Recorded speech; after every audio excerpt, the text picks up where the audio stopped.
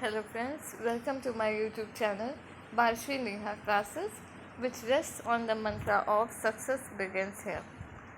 जैसा कि आप सब जानते हैं, मैंने कल अपने लेक्चर में आपको CBSE क्लास 12 का फंक्शंस चैप्टर का पार्ट 2 डील करा दिया था, जिसमें मैंने FOF, GOF, GOG और FOG फाइंड करना बता दिया था। आई होप आप लोगों को समझ में आया होगा। हमारा रिलेशंस और फंक्शंस दोनों का चैप्टर ख़त्म हो गया है। If there are any queries kindly let me know in the comment box.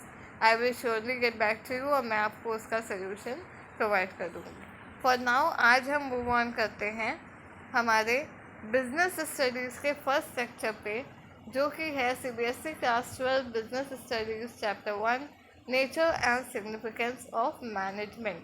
अब मैनेजमेंट क्या होता है, उसके अंदर क्या क्या चीज़ें आती हैं, क्या प्रोसेस होता है, क्या फंक्शंस होता है, कितने लेवल्स ऑफ मैनेजमेंट होते हैं, ये सब आपके बुक्स में अच्छे से गिवन तो है, बट इसको समझाने में और एक बार समझ के पढ़ने में बहुत ज़्यादा अंडरस्टैंडिंग के लेवल में फ़र्क आ जाता है। मतलब अगर एक बार आप समझ लेंगे तो आपको लर्न करने में बहुत ही हेल्प हो जाएगी।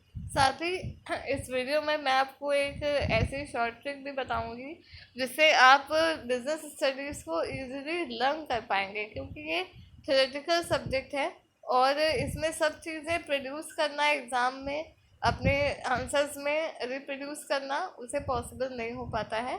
तो अगर आप समझ लेंगे और मैं जो आपको शॉर्ट ट्रिक्स बताऊंगी कोड्स के माध्यम से, अगर आप उन कोड्स को पढ़ लेंगे तो उन कोर्स को ही अगर आप सिंपली एग्ज़ाम टाइम पे आप रिवाइज करके चले जाएंगे तो it will be better for you, और आपको पूरा 1 by 1 line by line mug up करने की ज़रूरत नहीं होगी, only if you are good in English. So अगर आपकी इंग्लिश अच्छी है तो आप अपने आप भी आंसर्स फ्रेम कर पाएंगे इस वीडियो के ज़रिए। सो यहीं पे मैं आप लोगों को बताना चाहूँगी that I am posting the videos on business studies only because the time when I was in class 12, I scored 99 marks in business studies. So I hope why not to share my knowledge with all of you. So without wasting much more time, let us move towards our lecture. पहली चीज़ समझने की है कि management आखिर होता क्या है। अब यहाँ पे आपको एक डेफिनेशन दिखाई दे रही है मैरी एंड डॉगलस की, बट डेफिनेशंस को मैं आपको ये सजेस्ट करूँगी कि आप डेफिनेशंस कम से कम एग्ज़ाम में लिखें, बिकॉज डेफिनेशन ऐसी होती है जिसको आपको मगअप करना बहुत ज़रूरी है, वर्ड टू वर्ड लिखना बहुत ज़रूरी होता है। पहले अगर आपको डेफिनेशन लिखनी भी है तो आई गेस आप सबसे छोटी डेफिनेशन को रन करेंगे ताकि आप उसको एज इट इज़ रिप्रोड्यूस कर सकें इन द इन्वर्टेड कॉमर्स, और पहले आप उसका कॉन्सेप्ट लिख दें, फिर उसके बाद आप एक डेफिनेशन वहाँ पे कोट कर सकते हैं। तो यहाँ पे मैरी एंड डगलस ने क्या कहा है देखते हैं। Management is the process by which a cooperative group directs actions of others towards a common goal. मतलब अगर अभी हम एक जो ये बिजनेस स्टडीज़ का कॉन्सेप्ट है मैनेजमेंट का, पूरा जो बिजनेस है आपका एक तरह का रोज़मर्रा की ज़िंदगी से रिलेटेड ही है। आप अगर उसको अपने ऊपर अप्लाई करके देखेंगे तो आपको इजीली समझ में आ जाएगा कि वो है क्या।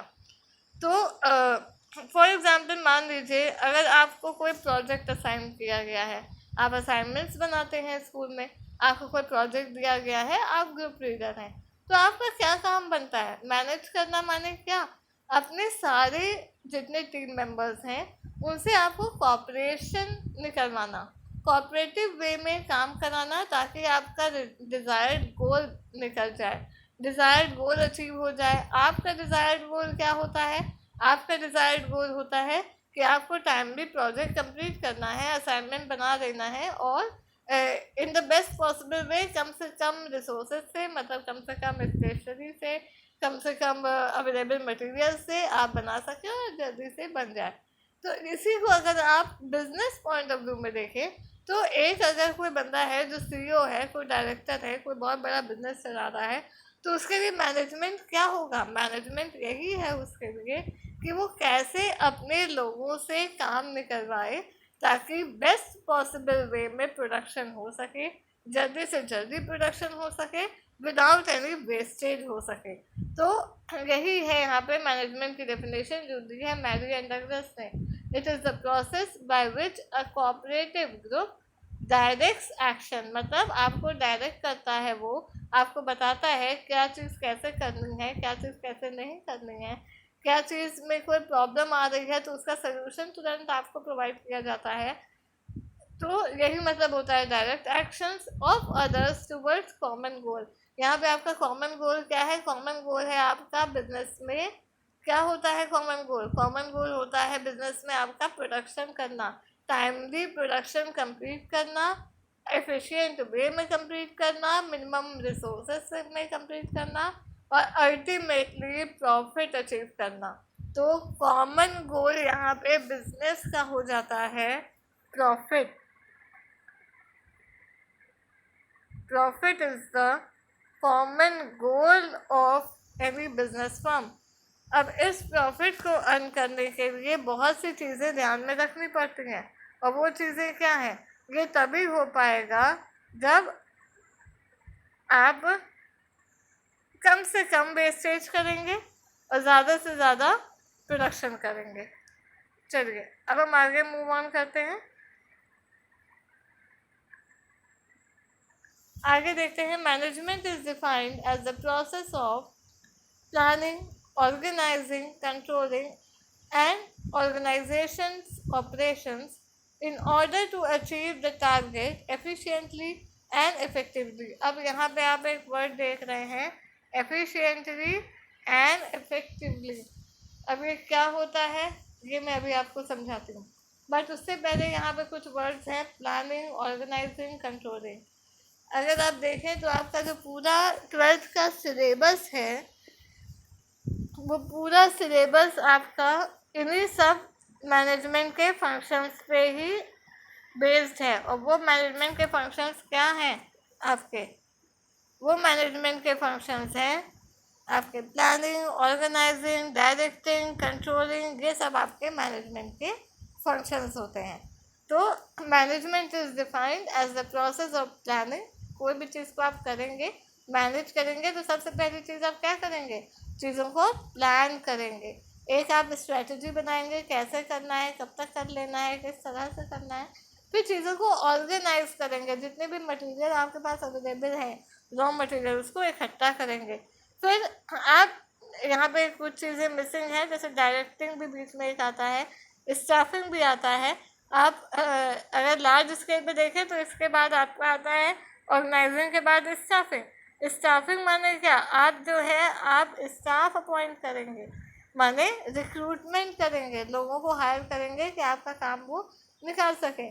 फिर उनके कामों को आप डायरेक्ट करेंगे, सुपरवाइज करेंगे, कैसे करना है, क्या करना है, कितनी मात्रा में करना है, क्या करना है, क्या नहीं करना है, ये सब आप बताएंगे। उनकी कोई प्रॉब्लम आ रही होगी वर्कर्स की तो आप उसको सॉल्व करेंगे। फिर कंट्रोल करेंगे। कंट्रोल करने का मतलब होता है आप अपने पिछले ईयर्स के जो भी आपके प्रॉफिट हुआ या लॉस हुआ या गलतियाँ थी उससे सीखना और कंट्रोल करना कि कहीं वही गलती अभी भी तो नहीं दोहराई जा रही है। तो एक तरह से बैलेंस बनाना, एक तरह से रिव्यू करना, ये होता है कंट्रोलिंग। कि कंट्रोल करना कि कोई कहीं वेस्टेज तो नहीं हो रहा है, और अगर हो रहा है रिसोर्सेज का वेस्टेज, बिजनेस में रिसोर्सेज क्या है? आपके रॉ मटेरियल्स हैं, आपके पास मशीनरी है, आपके पास आपके मनी है, फंड्स है, कैपिटल है, एनर्जी, लेबर की एनर्जी, कहेंगे बेफालतू वेस्ट तो नहीं होते। तो इन सबको कंट्रोल करना, यही है ऑर्गेनाइजेशन में मैनेजमेंट का मतलब। अब यहाँ पे है efficiently and effectively. Efficiently and effectively का मतलब हुआ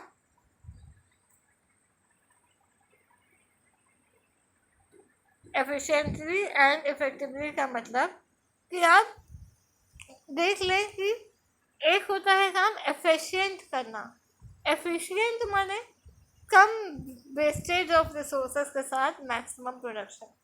और इफेक्टिवली हुआ जो आप बना रहे हैं वो प्रोडक्टिव है भी कि नहीं, कहीं उसकी क्वालिटी तो ख़राब नहीं हो गई, कहीं वो डिफेक्टिव प्रोडक्ट तो नहीं बन रहा।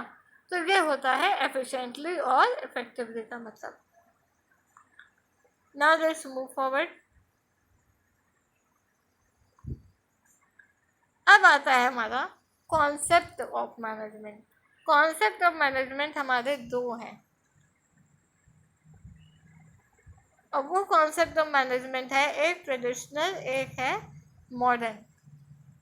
ट्रेडिशनल कॉन्सेप्ट कहता है मैनेजमेंट का कि मैनेजमेंट का सिंपली मतलब ये है कि आपकी अपनी कला, मैनेजर की अपनी कला, बिजनेसमैन की अपनी कला, अपना टैलेंट, कि वो कैसे दूसरों से काम निकलवा सके।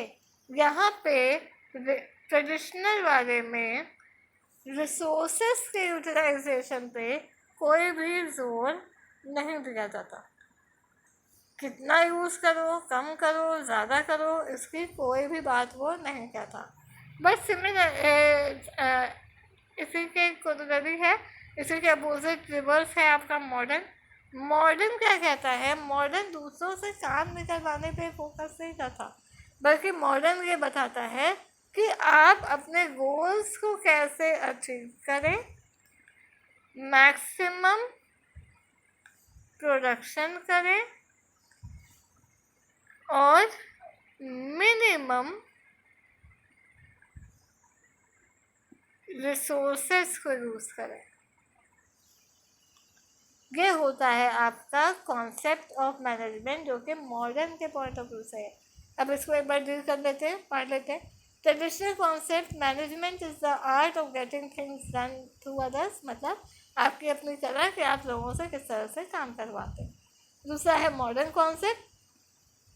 Modern concept of management is defined as a process, एक प्रोसेस है, पूरा स्टेप बाय स्टेप प्रोसीजर है। पहले प्लानिंग होगी, ऑर्गेनाइजिंग होगी, स्टाफिंग होगी, डायरेक्टिंग होगी, कंट्रोलिंग होगी। ये पूरा एक स्टेप बाय स्टेप प्रोसेस है to get the things done, चीज़ों को कर लेना।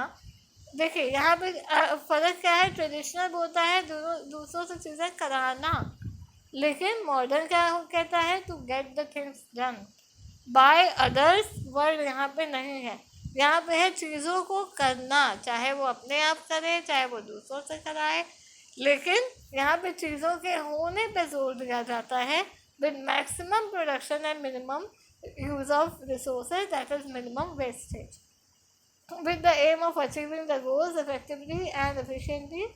Effectiveness refers to achievement of the task on time and efficient implies optimum use of resources, जो मैंने अभी आपको बताया पीछे कि efficiently का मतलब होता है चीज़ों को कर तो लेना और ऑप्टिमम जितनी ज़रूरत है उतने ही रिसोर्सेज को यूज़ करना, वेस्टेज ना करना।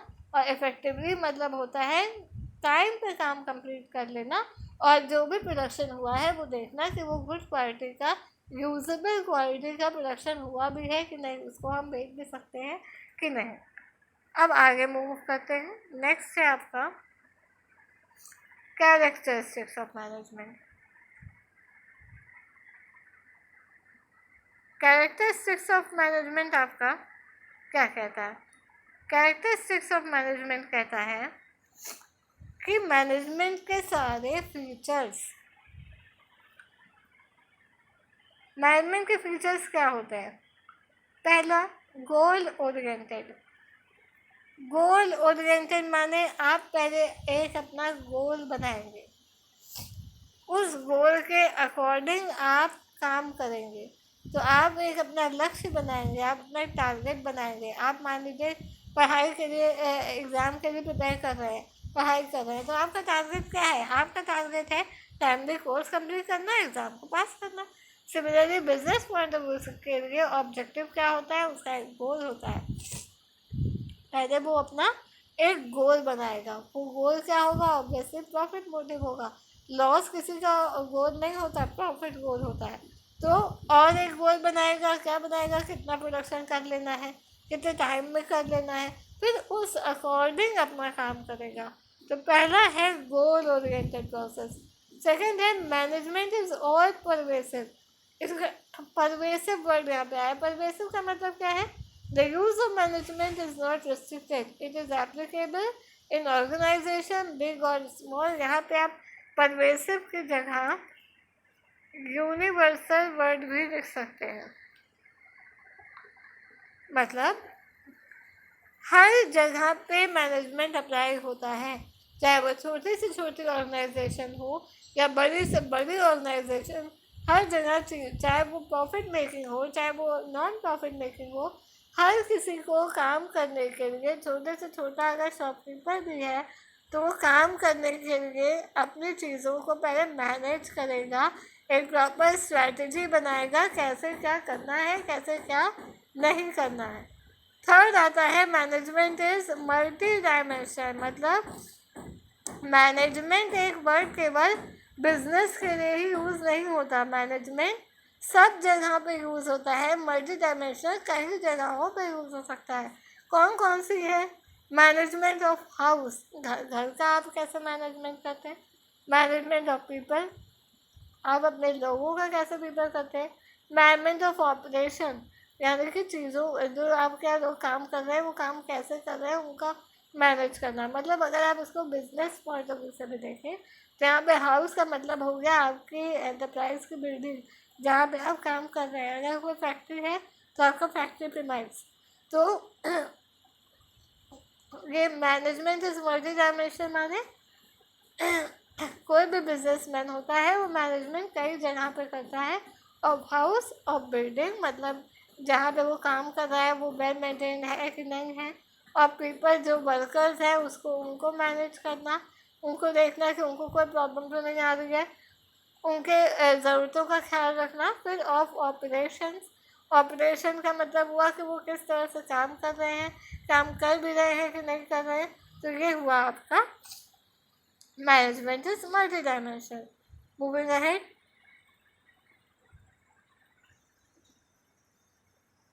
फोर्थ पॉइंट है management is a continuous process. Continuous process का क्या मतलब हुआ भाई? जो हमेशा चलता रहेगा, कभी बंद ही नहीं होगा। सही बात है, बोलते नहीं है कि नज़र घटी दुर्घटना घटी। मतलब क्या?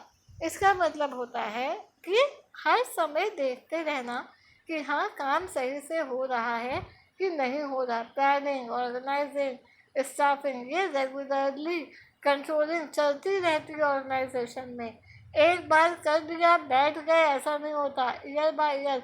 अगर एक मंथ आपने एक स्ट्रेटजी बना ली, लेकिन अगर आपने पूरे मंथ उसको फॉलो अप नहीं किया, देखा नहीं कि हाँ सही से काम हो भी रहा है कि नहीं, तो फिर वो आपका प्लान बनाना वेस्ट हो जाएगा। क्यों ऐसा होता है? क्योंकि हमारा जो बिजनेस इन्वायरमेंट है, हमारी सोसाइटी है, वो बहुत डायनामिक है। डायनामिक माने इसमें चेंजेस आते रहते हैं। ऐसे कुछ सिचुएशंस इन्वायरमेंट में आती रहती हैं जो आपने पहले से सोची नहीं होती, लेकिन वो एकदम से अखर हो जाती हैं। तो जब ऐसा होता है तो मैनेजर, अच्छे मैनेजमेंट का काम क्या है? अच्छे मैनेजमेंट का काम है कि उसी समय उस प्रॉब्लम को का सलूशन ढूंढ लेना, उस प्रॉब्लम को ख़त्म कर देना। ठीक है, तो ये इसीलिए बोला जाता है कि मैनेजमेंट एक कंटिन्यूअस प्रोसेस है। It is a never ending process है, कभी नहीं ख़त्म होता। फिफ्थ पॉइंट है it is a group activity. Obviously केवल सीईओ बैठ के एक प्लान बना दे, बोले कि भाई ये चीज़ ऐसे ऐसे होनी है और अपने नीचे मैनेजर्स को दे दे, क्या वो ऐसा हो पाएगा? नहीं। जब तक सारे डिपार्टमेंट्स मिल के कोऑपरेटिव वे में काम नहीं करेंगे तो क्या मैनेजमेंट सक्सेसफुल हो पाएगी? नहीं हो पाएगी। तो इसीलिए बोलते हैं वो ग्रुप एक्टिविटी है।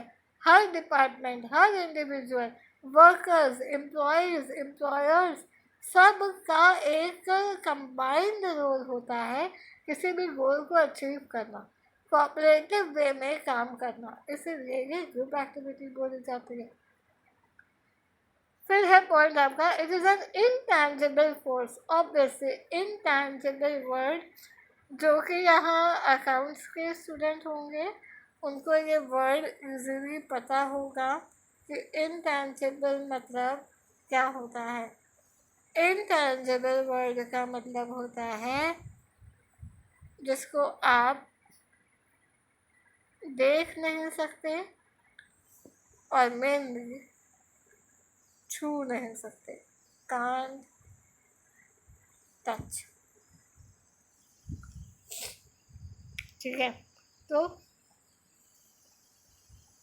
ये इनटेंजिबल फोर्स है, मतलब आप, ये कोई ऐसी चीज़ नहीं है, कोई हार्ड कॉपी में चीज़ नहीं जिसको आपने छू लिया।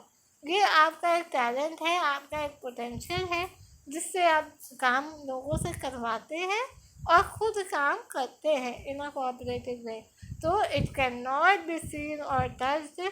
कोई कुर्सी मेज टेबल नहीं है जो हार्ड में रखी हुई है, उसको आपने छू लिया, नहीं। ये आपका माइंड है, आपके आइडियाज़ हैं, और आइडियाज़ को, स्ट्रैटेजी को, प्लान को छुआ नहीं जा सकता, ठीक है। तो इसीलिए बोला जाता है कि management is an intangible force. Let's move ahead.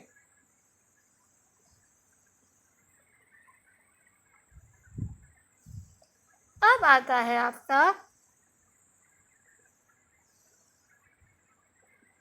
और ऑब्जेक्टिव्स ऑफ मैनेजमेंट, मतलब मैनेजमेंट करने की ज़रूरत ही क्या है, मैनेजमेंट के ऑब्जेक्टिव क्या है, किस लिए आप मैनेजमेंट करते हैं।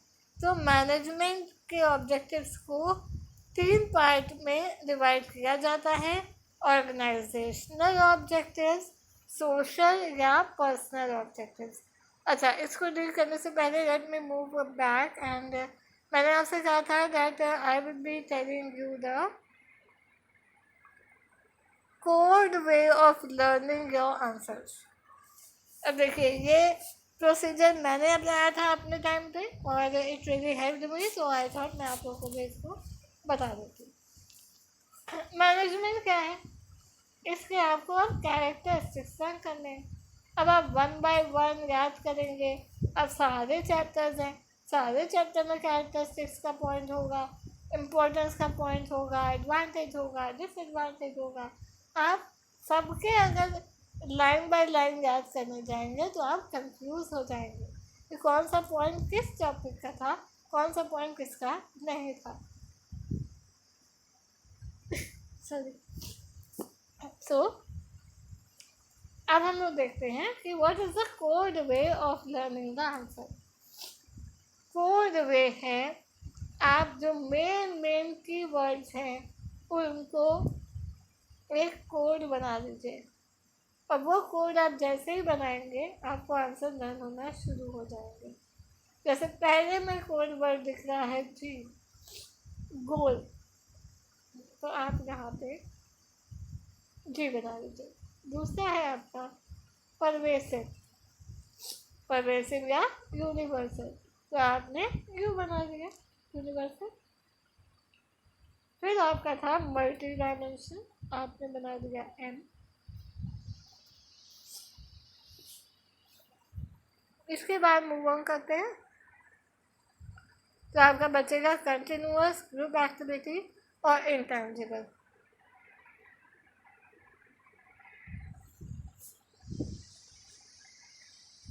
Continuous, group activity, intangible.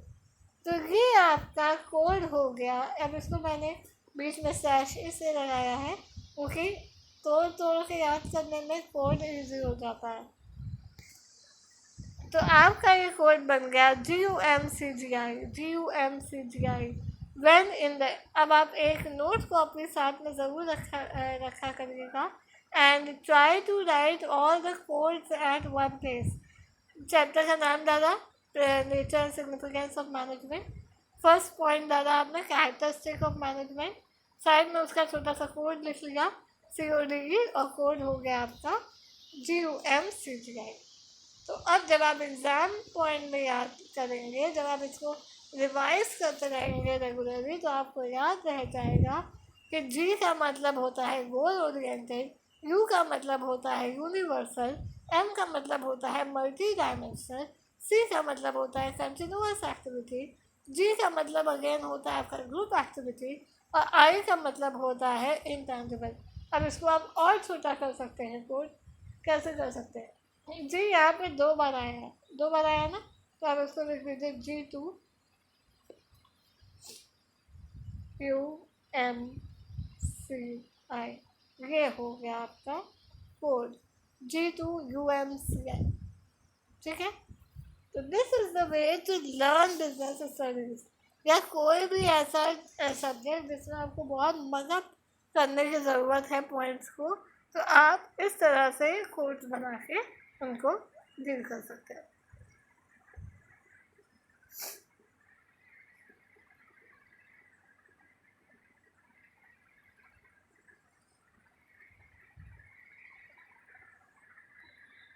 अब आता है हमारा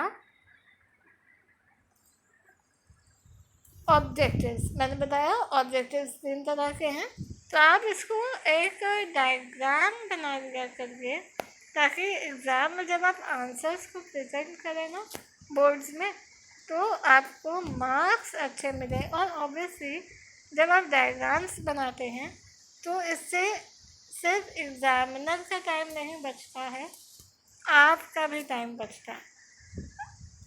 जब आप एग्ज़ाम में डायग्राम बना के लिखेंगे तो पहले अगर आपके पास टाइम नहीं है तो केवल डायग्राम बना के छोड़ सकते हैं, कम से कम एग्ज़ामिनर को एक आइडिया तो हो जाएगा कि आपको आंसर्स आते हैं। लेकिन अगर आपके पास टाइम है तो प्रॉपरली डायग्राम बना के उनके पॉइंट्स को एक्सप्लेन भी करिए। तो ऑब्जेक्टिव्स आपके यहाँ पे 3 होते हैं, तीनों को यहाँ पे आप मेंशन कर दीजिए, ऑर्गेनाइजेशनल, सोशल एंड पर्सनल। अब ऑर्गेनाइजेशन के नीचे आप पॉइंट्स अगर आपको याद रहेंगे तो 1 A B C करके लिख दीजिएगा, इसके नीचे लिख दीजिएगा ABC, जितने भी पॉइंट्स हो सिमिलरली इसके नीचे अगर आप लिख दीजिएगा ABC, ठीक है। अब देखते हैं ऑर्गेनाइजेशनल ऑब्जेक्टिव्स क्या कहते हैं। ऑर्गेनाइजेशनल ऑब्जेक्टिव मतलब जो ऑर्गेनाइजेशन से रिलेटेड है, मतलब जहाँ पे आपका जो बिजनेस फॉर्म है उससे रिलेटेड है। तो पहला आपका ऑर्गेनाइजेशन से रिलेटेड ऑब्जेक्टिव क्या हो सकता है, आप मैनेजमेंट से करते हैं तो आपकी फर्म, आपकी बिजनेस एंटरप्राइज चलती रहे, सर्वाइव होती रहे, इसी को बोलते हैं सर्वाइवल। तो इट सर्वाइव्स, तो पहला हो गया सर्वाइव। फिर दूसरा क्या ऑर्गेनाइजेशन का ऑब्जेक्टिव, ऑब्वियसली प्रॉफिट अर्न करना। तो प्रॉफिट अर्न करने के लिए आप मैनेजमेंट करते हैं। तीसरा क्या है आपका ग्रो, आपने सर्वाइव कर लिया, आपने प्रॉफिट कर लिया, तो अब आप अपने बिजनेस को बढ़ाना चाहेंगे, तो ग्रोथ आपका हो गया थर्ड। फिर आता है आपका सोशल ऑब्जेक्टिव, सोसाइटी के लिए आपके क्या ऑब्जेक्टिव्स हैं। सोसाइटी के लिए ऑब्जेक्टिव होते हैं आप अपने कस्टमर्स को सेटिस्फाई करिए, आप अपने एनवायरनमेंट को देखिए कि एनवायरनमेंट को आप पोल्यूट ना करें। आप जब कस्टमर्स को सेटिस्फाई कर रहे हैं तो आप ये देखिए आप प्रॉफिट अर्न करना तो चाह रहे हैं, बट इलीगल वे में प्रॉफिट अर्न मत करिए, होर्डिंग मत करिए, ब्लैक मार्केटिंग मत करिए। तो इससे सोशल ऑब्जेक्टिव्स भी आपके पूरे होते हैं। फिर आता है आपका पर्सनल ऑब्जेक्टिव। पर्सनल ऑब्जेक्टिव यहाँ पे पर्सनल वर्ड एम्प्लॉयज़ के लिए यूज़ होता है। एम्प्लॉयज़ के लिए, एम्प्लॉयज़ को आप कैसे, वर्कर्स को आप कैसे खुश रखें, उनसे काम करवाते रहें और उनको एक्सपर्ट भी ना करें, ये आपका होता है पर्सनल ऑब्जेक्टिव। क्या होता है वो, उनको सैलरी देना, उनको प्रमोशन देना, उनको ट्रेनिंग देना, उनको सोशल रिकॉग्निशन देना, उनको सोशल इंसेंटिव्स देना, बेनिफिट्स देखना, पेंशन देना, प्रोविडेंट फंड की फैसिलिटी करना, उनको हेल्दी वर्किंग कंडीशन प्रोवाइड करना कि जहाँ वो काम कर रहे हैं वो गंदी संदी तो नहीं है, अच्छी है, साफ सुथरी जगह है जहाँ पे वो काम कर सकते हैं कि नहीं। तो ये हो गए आपके तीनों objective, sir organizational, social and personal. Now let's move ahead. अब आता है आपका इम्पोर्टेंस ऑफ मैनेजमेंट। अब इम्पोर्टेंस ऑफ मैनेजमेंट क्या है, मैनेजमेंट आपने कर लिया, मैनेजमेंट आपको क्यों करना था आपने देख लिया, लेकिन अब मैनेजमेंट करने से क्या होगा, फाइनल रिजल्ट क्या निकलेगा, वो होता है आपका importance, final result. Final result, अब फाइनल रिजल्ट क्या है आपका इम्पोर्टेंस में, इम्पोर्टेंस मतलब होता है फाइनल रिजल्ट, पहला क्या है, अचीविंग द ग्रुप गोल्स, जो आपने गोल्स बनाए थे उनको अचीव करना। Management increases the efficiency, efficiency माने लोगों का काम करने का तरीका, उसको दिन पर दिन उसको इम्प्रूव करती है। प्रोडक्टिविटी इंक्रीज होती है और मिनिमम वेस्टेज होता है। Management creates a dynamic organization, dynamic word मैंने पहले ही बताया था कि जो एक हमारा बिजनेस इन्वायरमेंट है वो यहाँ पे आप देखिए मेंशन किया हुआ है कि डायनेमिक इन्वायरमेंट होता है। डायनेमिक इन्वायरमेंट माने चेंज होती रहती है सिचुएशंस, और उन सिचुएशंस में सर्वाइव करना एक बिजनेस एंटरप्राइज के लिए, बिजनेस मैनेजमेंट के लिए बहुत चैलेंजिंग रोल होता है।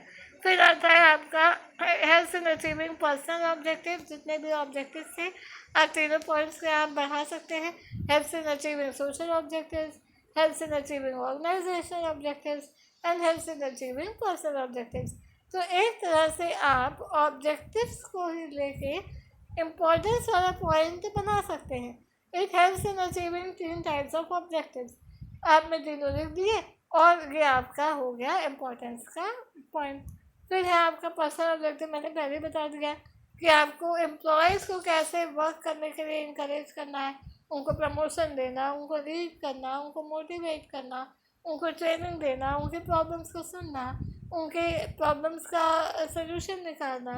ये नहीं कि केवल मैनेजर बोलता जा रहा है और सामने वाले की बातें नहीं सुन रहा है, ऐसा नहीं होना चाहिए। फिर है management helps in development of society में सोशल ऑब्जेक्टिव, जैसे मैंने बताया it provides good quality products and services, लोगों को अच्छी क्वालिटी में प्रोवाइड करता है गुड्स एंड सर्विसेज।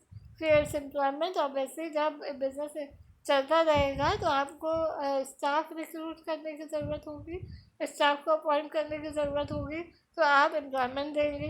फिर आता है आपका generate new technology, in that sense it helps in development of the society. आप नई नई टेक्नोलॉजी की खोज करेंगे, रिसर्च एंड डेवलपमेंट करेंगे, R&D करेंगे, जिससे आप इनोवेशन कर सकें, अपनी क्वालिटी को और इम्प्रूव कर सकें प्रोडक्ट्स की, और मिनिमम वेस्टेज हो सके रिसोर्सेज का। तो ये टेक्नोलॉजी सिर्फ आपके लिए ही यूज़फुल नहीं होगी, आगे जाके और भी लोग इसका यूज़ करेंगे और सोसाइटी को हेल्प करेंगे।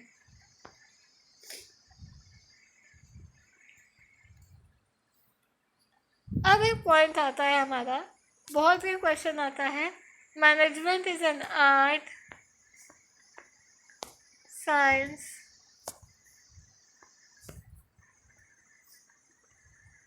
And profession.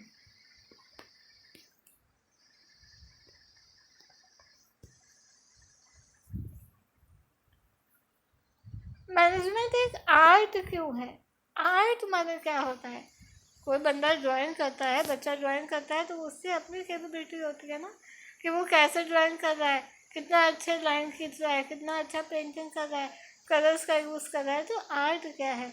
मैनेजमेंट एक आर्ट है, मैनेजर का, बिजनेसमैन का ये अपना खुद का टैलेंट है, एक पोटेंशियल है जिससे वो काम करता है और काम करवाता है, ताकि वो टाइमली वे में सब कुछ प्रोड्यूस कर सके with minimum wastage of resources. तो इसीलिए यहाँ पे है it is based on practice and creativity. आपके अपने आइडियाज़ हैं, आपके अपनी नॉलेज है, आपका अपना टैलेंट है मैनेजर का, और प्रैक्टिस, बोलते हैं ना practice makes a man perfect. तो जितना वो उसको प्रैक्टिस करेगा, यूज़ करता रहेगा, उतना ही उसकी जो एफिशिएंसी है वो बढ़ जाएगी। Now let's move forward. ये हो गया आपका आर्ट। अब आता है आपका साइंस। साइंस क्या कहता है?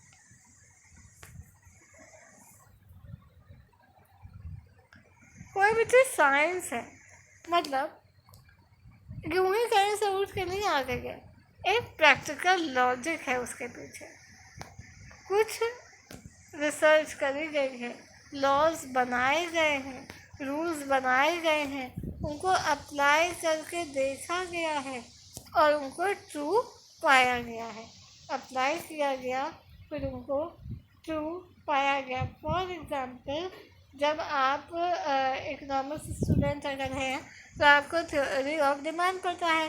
थ्योरी ऑफ डिमांड क्या होती है, लॉ ऑफ डिमांड क्या होता है? लॉ ऑफ डिमांड यही होता है ना कि जब प्राइस बढ़ेगी तो चीज़ों की डिमांड, क्वांटिटी डिमांडेड घट जाएगी। अब वो कोई भी चीज़ हो, इर्रिस्पेक्टिव ऑफ द एक्सेप्शन, जो इंफीरियर क्वालिटी गुड्स है, जो लग्जरी आइटम्स हैं, उनकी मैं बात नहीं कर रही हूँ। नॉर्मल जहाँ पे आप लॉ ऑफ डिमांड अप्लाई कर सकते हैं, वो हर जगह पे अगर चीज़ महंगी होगी तो आप उसको कम खरीदेंगे, अगर सस्ती होगी तो आप उसको ज़्यादा खरीदेंगे, अगर उसकी क्वालिटी अच्छी है तो। ठीक है, तो ये एक लॉ बनाया गया है, एक साइंटिफिक वे में पूरी पढ़ाई करी गई है, एक पूरा सिस्टमेटाइज्ड बॉडी ऑफ नॉलेज ये है। सारे स्टेप्स फॉलो किए गए हैं, चीज़ ऑब्जर्व की गई है, प्लान की गई है, उसको एक्ट किया गया है, उसके कॉज एंड इफेक्ट को देखा गया है, तब जाके वो एक यूनिवर्सल लॉ बना है। तो इसीलिए अभी आप आगे जाके, या आपने 11th में फ्योर के प्रिंसिपल मैनेजमेंट पढ़ा, टेलर का पढ़ा, वो क्या है, उन्होंने कुछ शोध किया, रिसर्च किया, उन्होंने चीज़ों को पहले बनाया, फिर अप्लाई किया, फिर कॉज इफेक्ट रिलेशनशिप देखा, और फिर उसके बाद एक यूनिवर्सल लॉ दे दिया जो अब हर जगह अप्लाई होगा, वेरीफाई होगा। जहाँ भी आप लॉ ऑफ डिमांड अप्लाई करेंगे, जहाँ भी आप देखेंगे, वहाँ पे ही अप्लाई होगा कि डिमांड तभी बढ़ेगी जब उसकी प्राइस कम हो रही है। तो इसीलिए बोला जाता है कि मैनेजमेंट एक साइंस है, एक पढ़ाई है जो पढ़ाई जाती है। आप MBA का कोर्स होता है, मैनेजमेंट का कोर्स होता है, आप ये बिजनेस स्टडीज पढ़ रहे हैं, आपको एक सिस्टमेटाइज्ड बॉडी ऑफ नॉलेज दी जा रही है जिसको आप आगे जाके अप्लाई करेंगे, और इसको आप एक्सपेरिमेंट के बेस पे जब भी अप्लाई करेंगे आपको उसका रिजल्ट ट्रू ही मिलेगा। फिर आता है मैनेजमेंट इज अ प्रोफेशन।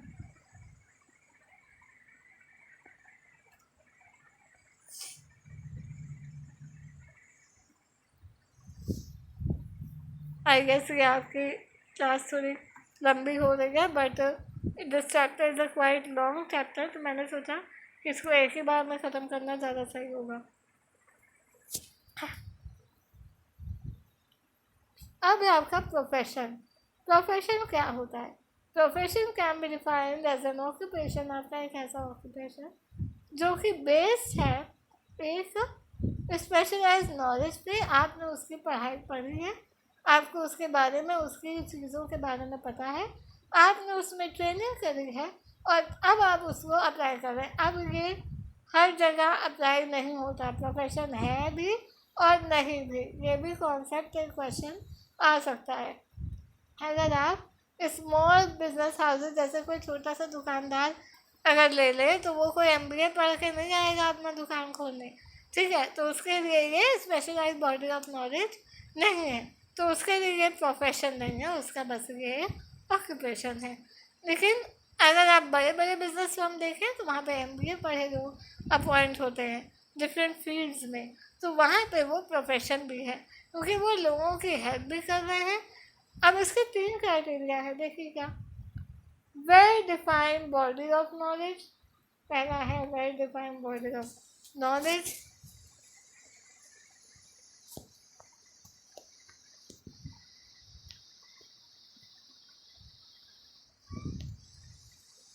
दूसरा है आपका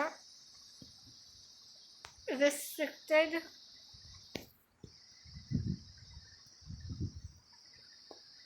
एंट्री, और तीसरा है आपका service, social service. Service motive, लोगों को सर्व करना। आपने बिजनेस बनाया है, प्रोडक्शन कर रहे हैं, तो किससे कर रहे हैं? ताकि आप लोगों को चीज़ें सप्लाई कर सकें। ठीक है, तो यही इसलिए ये प्रोफेशन है भी, और नहीं भी क्यों है? हर बार ये सर्विस मोटिव नहीं होता भैया, प्रॉफिट भी होता है ना? तो इससे ये है भी और नहीं भी। रिस्ट्रिक्टेड एंट्री माने क्या? हर कोई आदमी मुंह उठा के कोई बहुत बड़ा बिजनेसमैन नहीं बन जाएगा, उसे प्रॉपरली एक पढ़ाई करनी पड़ेगी, उसकी डिग्री लेनी पड़ेगी, तभी जाके आप उस प्रोफेशन में आ सकते हैं। आप अगर कोई बड़े बिजनेस फर्म में अप्लाई कर रहे हैं तो आपके पास मैनेजमेंट की डिग्री होनी चाहिए। लॉ फर्म में अप्लाई कर रहे हैं तो लॉ की डिग्री होनी चाहिए। तो आप ऐसे ही जाके अप्लाई नहीं कर देंगे। अब फर्स्ट आपका क्या था, सिस्टमेटाइज बॉडी ऑफ नॉलेज, जो मैंने आपको पहले ही बता दिया है, क्योंकि ये साइंस है। आप जो है इसकी प्रॉपर एजुकेशन लेते हैं। यही तीनों पॉइंट्स हैं। आई होप जब आप इसको रीड करेंगे तो वो क्लियर हो जाएगा। मैंने ऑलरेडी आपको डिटेल में इसको एक्सप्लेन कर दिया है। हाँ, एक पॉइंट यहाँ पे रह जाता है और वो है आपका fourth point, ethical codes.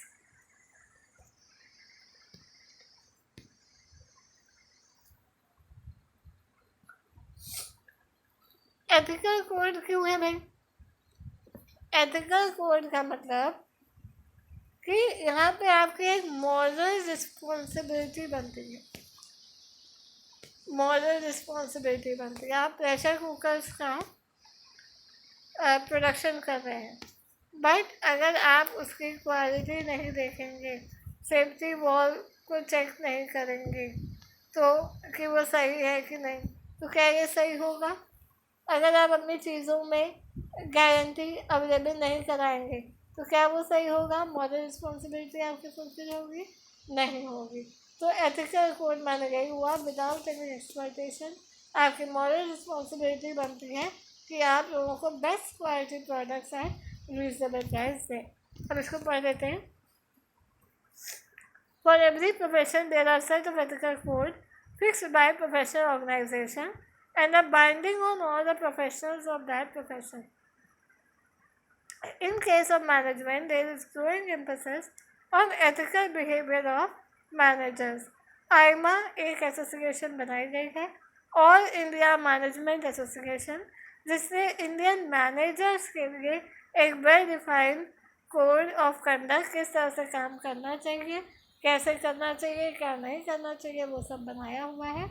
But legally ये सारे मैनेजर्स पे अप्लाई नहीं करता, कंपलसरी नहीं होता ये code for all the managers to get registered with AIMA. जो आइमा से रजिस्टर्ड होंगे केवल उन्हीं के लिए इनको अप्लाई करना, फॉलो करना ज़रूरी होगा। तो यहाँ पे एथिकल माने जस्ट होता है मॉरल कोड्स, कि आपको किस तरह से अच्छे से विदाउट एनी एक्सप्लॉयटेशन लोगों के लिए काम करना है। सर्विस मॉडल मैंने पहले ही आपको बता दिया है। अब आता है हमारा levels of management. Most important question जो कि आपका आता है एग्ज़ाम में, वो है लेवल्स ऑफ मैनेजमेंट। अब लेवल क्या है भाई? लेवल माने होता है, अब आप किसी भी बिजनेस ऑर्गेनाइजेशन में जाएं तो आप देखेंगे हर एम्प्लॉयर और एम्प्लॉय सेम पोजीशन में तो नहीं होती। एक एम्प्लॉय होता है तो एक एम्प्लॉयर होता है ना, उसका बॉस होता है, फिर बॉस का भी बॉस होता है, जैसे कोई CEO डायरेक्टर। तो यही है हमारे levels of management. 3 level of management होते हैं, top level management, middle level management और operational management. Top level management माने it consist of the senior most executive. Senior most executive का मतलब हुआ जो हाईएस्ट अथॉरिटीज़ है। हाईएस्ट अथॉरिटीज़ माने आप इस डायग्राम में देखिए,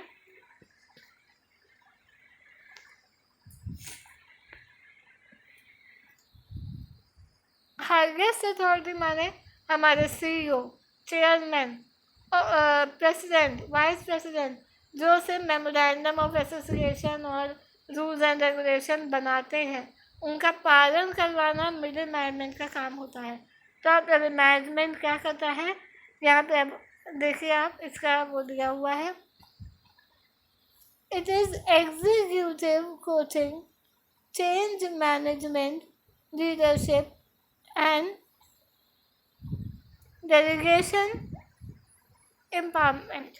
मतलब इनका मेन काम है क्या? रूल्स को बनाना, फिर उनको बनाने के बाद मैनेजमेंट को चेंज करना, बीच बीच में देखना कि कोई अपने पावर का अननेसेसरी यूज़ तो नहीं कर रहा है, ये काम उनका है। फिर उसके बाद अगर कोई डायनामिक सिचुएशन आ गई है, कोई ऐसी सिचुएशन अराइज हो गई है, प्रॉब्लम अराइज हो गई है जिसको आपने पहले से नहीं सोचा था, तो उसके लिए अलग से रूल बनाना, लॉ बनाना, ये सब टॉप लेवल का काम होता है, जो आपके chairman, CEO, chief executive officer, that is president और वाइस प्रेसिडेंट करते हैं। सेकेंड लेवल है आपका middle level management. Middle level management आपका है, they are usually division heads. हर डिपार्टमेंट के अपने जो हेड होते हैं, परचेज डिपार्टमेंट का हेड, सेल्स डिपार्टमेंट का हेड, हर डिपार्टमेंट के जो अपने हेड्स होते हैं वो होते हैं मिडिल मैनेजमेंट। अच्छा, अब ये क्या होते हैं? ये होते हैं लिंक होते हैं एक तरह से, ये ब्रिज होते हैं। क्या होते हैं? ब्रिज। ब्रिज मतलब पुल। किसके किसके बीच के? अब ये पुल है, ये बीच में आ रहा है, ये पुल है इनके बीच में और इनके बीच में, मतलब टॉप लेवल और लो लेवल। टॉप लेवल जो भी रूल्स एंड रेगुलेशन पॉलिसी बनाएगा वो ये मिडिल लेवल जो है बताएगा इनको, लो लेवल को, एम्प्लॉयज़ को, काम करने वालों को। और वहीं पे जो लो लेवल है वो क्या काम करेगा, और वहीं पे जो मिडिल लेवल है वो इनकी भी बातों को सुनेगा और यहाँ से लेके आएगा और इन तक पहुँचाएगा। इनकी क्या प्रॉब्लम्स हैं, क्या रिक्वायरमेंट्स हैं, ये सब ये टॉप लेवल मैनेजमेंट को बताएगा। लो लेवल मैनेजमेंट में कौन से हो गए? जो मिडिल लेवल मैनेजमेंट अपने सुपरवाइजर्स, डायरेक्टर्स अपॉइंट करते हैं, जो लोगों का, जो आपके वर्कर्स हैं उनका काम देखते हैं कि वो काम कैसे कर रहे हैं, उनको ट्रेनिंग प्रोवाइड करना, उनको देखना, उन पर केयर रखना कि वो काम ढंग से कर रहे हैं कि नहीं कर रहे हैं, वो सब काम लो लेवल मैनेजमेंट का होता है। अब आप यहाँ पे देखिए, यहाँ पे आपको ऐसा डायग्राम दिया हुआ है, ऐसा डायग्राम इसलिए दिया है because it also talks about number of staff, number of staff. सबसे कम लोग होंगे टॉप लेवल में, उससे थोड़े ज़्यादा होंगे मिडिल में और सबसे ज़्यादा होंगे लो लेवल में, क्योंकि सुपरवाइज़र्स और जो मेनली काम करा रहे हैं, जो वर्कर्स हैं, वो जो है वो किसी भी फॉर्म में ज़्यादा होंगे अगर आप कंपेयर करें टॉप लेवल के लोगों से। टॉप लेवल में आपके CEO, एक बोर्ड ऑफ डायरेक्टर्स होता है, उसमें मेनली ज़्यादा से ज़्यादा कितने लोग होंगे? ज़्यादा 12, 13, 14, 20, 25 और कितने हो जाएंगे। बट लो लेवल मैनेजमेंट माने वर्कर्स जितने ज़्यादा, जितने सुपरवाइजर ज़्यादा, उतना काम ज़्यादा और उतना काम जल्दी होता है। तो ये हो गए आपके लेवल्स ऑफ मैनेजमेंट।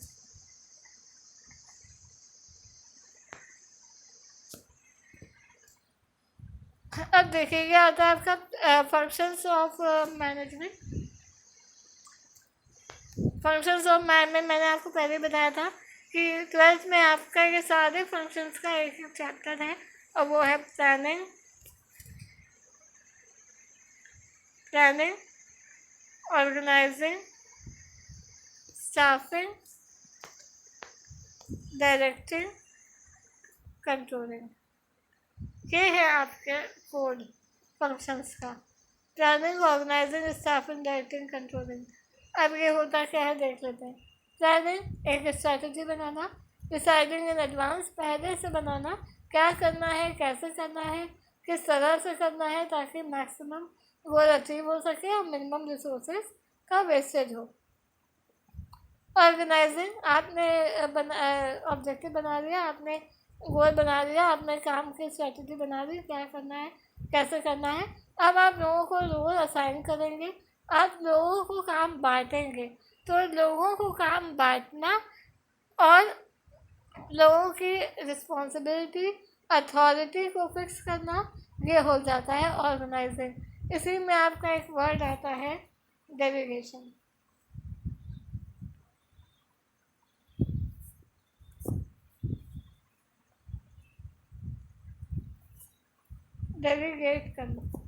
डेलीगेट करना माने होता है लोगों को काम दे देना और उनकी रिस्पॉन्सिबिलिटीज फिक्स कर देना। देखिए, कभी भी अथॉरिटी और रिस्पॉन्सिबिलिटी अलग अलग नहीं यूज़ होता। अथॉरिटी के साथ रिस्पॉन्सिबिलिटी भी आती है। आप परचेज डिपार्टमेंट के हेड हैं, आपको काम सौंप दिया गया कि आपको इतने यूनिट्स परचेज कर देने हैं, लेकिन इसके साथ तो ये आपकी पावर है, ये आपकी अथॉरिटी है कि परचेज का काम तो आप ही करेंगे, लेकिन इसके साथ ही आपके पास एक रिस्पॉन्सिबिलिटी भी आती है, एक ड्यूटी भी आती है। और वो रिस्पॉन्सिबिलिटी क्या है? आप ही ये भी चेक करेंगे कि आप जो चीज़ें खरीद रहे हैं फर्म के लिए वो बेस्ट क्वालिटी की है कि नहीं है, कम से कम पैसा खर्चा करके वो खरीदी गई है कि नहीं खरीदी गई है, और उनमें कोई भी डिफेक्टिव माल तो नहीं है। अगर आपने कोई डिफेक्टिव माल खरीद लिया तो जवाबदेही, आंसरेबिलिटी, अकाउंटेबिलिटी भी आपकी ही बनेगी। तो ये सब चीज़ें फिक्स करना, लोगों को काम देना, लोगों की अथॉरिटी और रिस्पॉन्सिबिलिटी फिक्स करना, उनको रिसोर्सेज देना, उतना पैसा देना कि आप इतना खरीदना है तो आप इतना पैसा रखिए, आपको ये चीज़ आपको खरीदनी है। तो ये सब काम आपका ऑर्गेनाइजिंग के अंदर आता है। फिर आता है आपका स्टाफिंग। स्टाफिंग मैंने पहले बताया, स्टाफिंग मतलब होता है रिक्रूटमेंट, अपॉइंट करना, लोगों को हायर करना, एम्प्लॉयर्स को जॉब देना, एम्प्लॉयज़ को जॉब देना, ये होता है स्टाफिंग। स्टाफ को अपॉइंट करना is staffing, appointing of staff is staffing. फिर डायरेक्ट करना, लोगों को लीड करना, सुपरवाइज करना, उनको ट्रेनिंग देना, उनके प्रॉब्लम्स को सुनना, ये सब होता है आपका डायरेक्टिंग। फिर कंट्रोलिंग मैंने पहले बताया, फॉलो अप रखना एक्शंस का कि कहीं पे कोई वेस्टेज तो नहीं हो रहा, मेजर करना कि कितना काम आपको करना था, एक्चुअल परफॉर्मेंस, और कितना आपने डिज़ायर्ड परफॉर्मेंस, और कितना आपने अचीव कर लिया है एक्चुअल परफॉर्मेंस, कितना काम आपको करना और बाकी है, उसके लिए स्ट्रेटजी में क्या चेंजेस करने हैं, कोई ऐसी सिचुएशन तो नहीं अराइज हो गई है जिसका हमने पहले से प्लान नहीं बनाया था, अगर ऐसी है तो उसको लिए अलग से प्लान बना देना तुरंत, ये सब आपका कंट्रोलिंग होता है।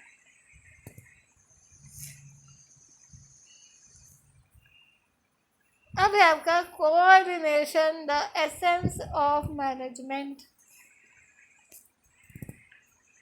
ऑब्वियसली कोऑर्डिनेशन को एसेंस ऑफ मैनेजमेंट क्यों बोलते हैं? मैंने पहले ही स्लाइड में आपको बताया कि जो ये मैनेजमेंट है ये एक ग्रुप एक्टिविटी है।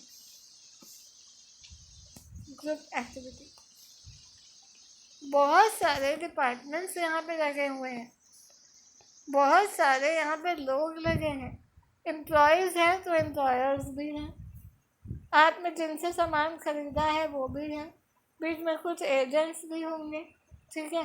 तो आपने जहाँ पे अपना पैसा इन्वेस्ट किया है वो इन्वेस्टर्स भी होंगे। तो आपको कई लोगों को साथ में लेके काम करना है, तो सबके साथ सामंजस्य बैठाना, कोऑर्डिनेट करना, कोऑपरेट करके एक दूसरे के साथ चलना, इसीलिए कोऑर्डिनेशन को एसेंस ऑफ मैनेजमेंट, एसेंस कब होता है? ब्लड एंड सोल, मतलब उसकी सबसे आधारभूत जो आपकी ज़रूरत है वो है कोऑर्डिनेशन, सारे डिपार्टमेंट्स के साथ कोऑर्डिनेट करके चलना। परचेज डिपार्टमेंट ने बना दिया, बट सेल्स डिपार्टमेंट वाले जो सेल्स मैनेजर हैं वो बहुत दिन से छुट्टी पे चल रहे हैं भाई, तो अब कौन देखेगा कि टाइमली सेल होगी कि नहीं होगी, कोऑर्डिनेशन हो पाएगा, नहीं हो पाएगा। तो सारे डिपार्टमेंट्स को मिलके चलना, ये होता है कोऑर्डिनेशन। एम्प्लॉयर्स और एम्प्लॉयज़ में कोऑर्डिनेशन भी होना चाहिए। एम्प्लॉयर ने बता दिया ये काम ऐसा करना है, अब जो वर्कर है, जो एम्प्लॉय है, वो काम कर रहा है, बट उसकी कोई प्रॉब्लम आ गई है, वो आपको बताएगा, आपको उसको सुनना पड़ेगा, आपको उसको अपने टॉप लेवल मैनेजमेंट तक लेके जाना पड़ेगा ताकि वो उसका कोई सोल्यूशन निकाले। मिडिल लेवल अपनी तरफ से कोई भी सोल्यूशन नहीं दे सकता है, लेकिन उसका यही काम है कि वो एक ब्रिज की तरह काम करता है, एक पुल की तरह काम करता है कि वो लो लेवल की बातों को टॉप लेवल तक लेके जाता है और टॉप लेवल की बातों को लो लेवल तक लेके जाता है, ताकि दोनों में सामंजस्य बैठा रहे और काम स्मूथली चलता रहे। अब यहाँ पे देख लेते हैं क्या लिखा है। Coordination means binding together all the activities such as purchase, production, sale, finance, जैसा मैंने अभी आपको बताया, to ensure continuity in the working चलती है। कोई भी डिपार्टमेंट काम करने से रुक ना जाए। कोई एक अकेला डिपार्टमेंट भी अगर स्ट्राइक पर चला गया तो बहुत ज़्यादा नुकसान हो जाता है, टाइमली वे में प्रोडक्शन कंप्लीट नहीं हो पाएगा। It is considered as separate function of management. इसको कोऑर्डिनेशन के को जो है हम फंक्शन ऑफ मैनेजमेंट के अंदर डील नहीं करते, बल्कि इसको एक वाइडर पिक्चर में एक अलग फंक्शन डील करते हैं in order to achieve harmony among individual efforts towards the accomplishment of goals। हर आदमी के एफर्ट्स को अच्छे से सामंजस्य बैठाना, हारमोनी बैठाना, कोऑर्डिनेट करना, ताकि किसी भी एक आदमी के काम की जो एनर्जी वेस्ट हुई है वो वेस्ट ना हो, उसका काम प्रोडक्टिव हो। पर प्रोडक्शन डिपार्टमेंट ने बना के रख दिया, बट सेल्स डिपार्टमेंट अपना काम अच्छे से नहीं कर रहा, तो प्रोडक्शन डिपार्टमेंट में वर्कर्स ने जितने दिन भी काम किया, कुछ ने ओवर टाइम भी किया होगा, तो उनकी एनर्जी तो उतने टाइम की वेस्ट हो गई ना, उनका पैसा उतने दिनों का वेस्ट हो गया। तो इसीलिए सभी इंडिविजुअल एफर्ट्स को कंबाइन करना, जॉइन करना, यही होता है कोऑर्डिनेशन का मतलब। ठीक है, जॉइन करना। अब अपने नेक्स्ट स्लाइड पे मूव करते हैं। अब है कैरेक्टरिस्टिक्स ऑफ कोऑर्डिनेशन।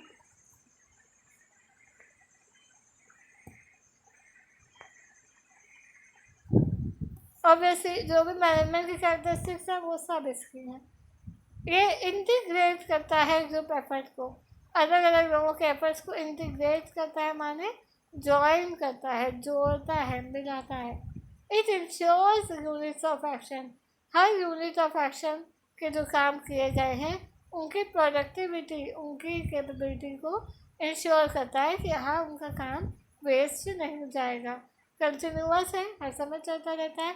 उसको मैंने डिटेल में पहले बता दिया है। परवेसिव है, ऑब्वियसली यूनिवर्सल है, हर जगह कोऑर्डिनेशन करना पड़ता है, चाहे वो छोटे से छोटी फर्म हो, बड़ी से बड़ी फर्म हो। It is the responsibility of all managers. Obviously कई सारे डिपार्टमेंट्स हैं, हर डिपार्टमेंट को एक दूसरे से कोरिलेट करना पड़ेगा, कोऑर्डिनेट करना पड़ेगा, काम करते रहना पड़ेगा, बात करती रहनी पड़ेगी, ताकि कोऑर्डिनेशन बना रहे। अब इम्पोर्टेंस ऑफ कोऑर्डिनेशन क्या है भाई? Growth in size, obviously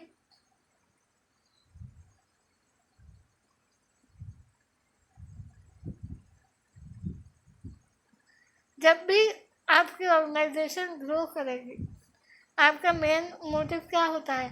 business का चलाना, बिजनेस को सर्वाइव करना, प्रॉफिट अर्न करना और बिजनेस को ग्रो करना। ग्रो करेगा तो ऑब्वियसली आपके नंबर ऑफ एम्प्लॉयर्स और एम्प्लॉयड पीपल उसमें बढ़ जाएंगे, एम्प्लॉयज़। तो जितने ज़्यादा लोग उतनी ज़्यादा केओस, तो उनके केओस और कंफ्यूजन को दूर करना ही कोऑर्डिनेशन का काम है। फिर है फंक्शनल डिफ्रेंसिएशन। फंक्शनल डिफ्रेंसिएशन माने हर आदमी, एक ही आदमी हर चीज़ों में एक्सपर्ट नहीं होता। कोई आदमी परचेज का काम अच्छे से कर देता है, तो कोई आदमी सेल का काम अच्छे से कर लेता है, कोई अकाउंटिंग अच्छे से कर लेता है। तो हर आदमी को जो जिस चीज़ का एक्सपर्ट है उसको उस चीज़ का, उस डिपार्टमेंट का हेड बनाया जाता है कोऑर्डिनेशन में, ताकि जो डिफरेंशिएशन है माने काम का जो बंटवारा है वो फंक्शनल हो सके। फंक्शनल माने जो लोग जिसमें एक्सपर्ट है वो वही काम को करें, कोई और काम को ना करें, तभी जाके एफिशिएंटली और इफेक्टिवली काम कंप्लीट होगा।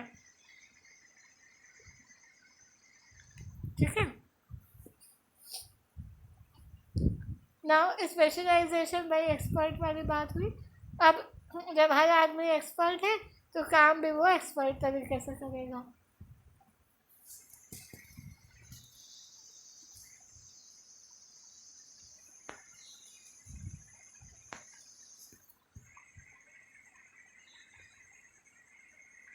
लास्ट पॉइंट है आपका management in the 21st century. मतलब आज के ज़माने में मॉडर्न कॉन्सेप्ट हमने पहले बताया आपको। मॉडर्न कॉन्सेप्ट क्या कहता है हमारा? मॉडर्न कॉन्सेप्ट यही कहता है कि आप बिजनेस करके और लोगों से काम करवाने पर जोर ना देके काम टाइमली वे में कंप्लीट करवाना, maximum production with minimum wastage of resources, यही आपका गोल होना चाहिए। तो management in the 21st century means the new ways, trends, ideas, techniques of doing business. R&D होती रहती है, रिसर्च एंड डेवलपमेंट होता रहता है, नए इनोवेशन होते रहते हैं, नई टेक्नोलॉजी आती रहती है। आपको ऑर्थोडॉक्स बन के नहीं रहना है। ऑर्थोडॉक्स माने होता है रूढ़िवादी। रूढ़िवादी बन के नहीं रहना। पहले ज़माने में मेरे बाबा दादा ऐसे काम करते थे तो हम भी ऐसे काम करेंगे, नहीं, क्योंकि अब टेक्नोलॉजी बदल गई है, इन्वायरमेंट बदल गया है, प्रॉब्लम्स बदल गए हैं और उनके सल्यूशन बदल गए हैं, बिजनेस इन्वायरमेंट बदल गया है। तो अब पुराने लकीर के फ़कीर वाला आपने सेंटेंस पढ़ा होगा, सुना होगा, उस तरह से काम आपको नहीं करना है। नए आइडियाज़ लेके आने हैं, नए कॉन्सेप्ट लेके आने हैं, क्रिएटिविटी रखनी है, इनोवेशन लाना है, चीज़ों को और बेहतर करने पे सोचना है, केवल अपने ही प्रॉफिट के बारे में नहीं सोचना है, सोसाइटी का और एम्प्लॉयज़ का बेनिफिट कैसे होगा, वेलफेयर कैसे होगा, ये भी आप ही को देखना है। तो management in 21st century means the new ways, trend, ideas, technique of doing business and make it possible to think of organization as a global organization। आपकी अपनी ही ऑर्गेनाइजेशन नहीं है, आपकी जो ऑर्गेनाइजेशन है वो सबके लिए काम कर रही है, और आप कैसे अपनी छोटी सी ऑर्गेनाइजेशन को ग्लोबल लेवल तक पहुंचा सकें without the exploitation of any person, without the exploitation of society, without the exploitation of environment, यही आपका ऑब्जेक्टिव होना चाहिए और यही मैनेजमेंट का 21st सेंचुरी में गोल होना चाहिए। यहाँ पे आपका लेक्चर ख़त्म होता है। आई होप आप सबको समझ में आया होगा। कोई भी डाउट्स हो तो आप प्लीज़ मुझे कमेंट बॉक्स में बता दीजिएगा। I will definitely get back to you. And for now, अगर आपको मेरा चैनल पसंद आ रहा हो तो काइंडली सब्सक्राइब करिए, kindly press the bell icon, ताकि आपको नोटिफिकेशंस जो हैं जैसे ही मैं कोई नया वीडियो अपलोड करती हूँ उसके आपको मिल जाए। काइंडली आप लाइक करिए ताकि ज़्यादा से ज़्यादा लोगों तक ये पहुँच भी सके, और शेयर करिए, do not forget sharing is caring.